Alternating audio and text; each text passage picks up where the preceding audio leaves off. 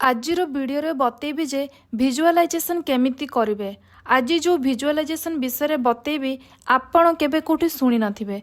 Visualisation रे आपण को कुहा जाई थाए जे निजो डिजायर मैनिफेस्ट हेबारो विजुअलाइज करंतु। बहुत जन अछंती जो माने निजो डिजायर को विजुअलाइज करि पारि नथांती किंबा विजुअलाइज कला बेले रेजिस्टेंस फील करि थांती। आमे जानिछु जे विजुअलाइज कला बेले आमको निजो डिजायर विजुअलाइज करबा को होई थाए। जदि मु आपण को कहिबी निजो डिजायर को मैनिफेस्ट हेबा विजुअलाइज करबा दरकार नुह। एई जो आपण को विजुअलाइज बतेबी एटा होछि अब्राहम को प्रोसेस लॉ ऑफ अट्रैक्शन आउ ask and it is given by Esther and Jerry Hicks को बही रे ए विजुअलाइज प्रोसेस विषय देइछंती।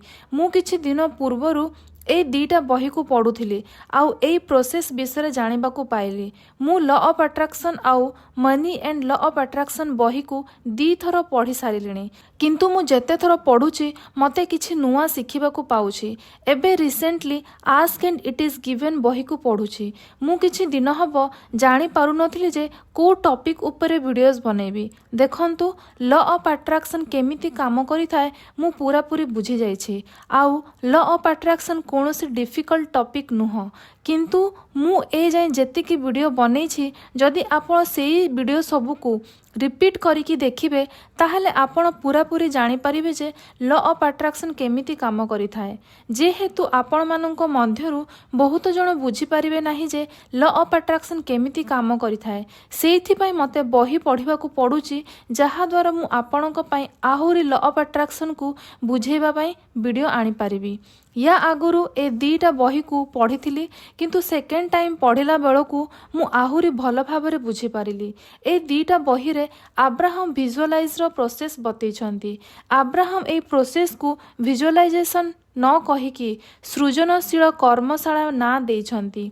आपण ए प्रोसेस को डेलिबरेट क्रिएशन किंबा सुचिंतित सृष्टि कहि परिबे। आपण को ए प्रोसेस दिन रे 15 मिनिट करबा को हबो। 15 मिनिट आपण फ्री रहिबा कथा। एई समय रे आपण को जेमिति केही डिस्टर्ब करिवे नाही। 15 मिनिट आपण को जहा पसंद से विषय रे विचार करिवे। जेमिति आपण मार्केट जाइछंती, आपण को कोनोसी साड़ी ड्रेस फर्निचर गाड़ी जहा पसंद आसीबो निज मन रे रखिबे।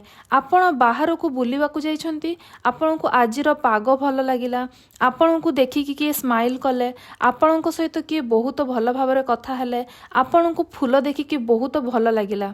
आपण एई सब अनुभव को निज मन रे रखंतु। आउ जेते बेले आपण सृजनशील कर्मशाला रे बसिबे सेते बेले एई सब अनुभव किंबा आपण को जो जिनिस पसंद आसीथिबो आपण मने पकई पारिबे। देखंतु आपण को अन्य एलओए टीचर आपण को निजो डिजायर मैनिफेस्ट करबा को निजो डिजायर विजुअलाइज करबा को कहि थांती, किंतु एठी अब्राहम कहि थांती जे आपण को डिजायर मैनिफेस्ट रे निजो डिजायर विजुअलाइज करिवार जरूरी नाही।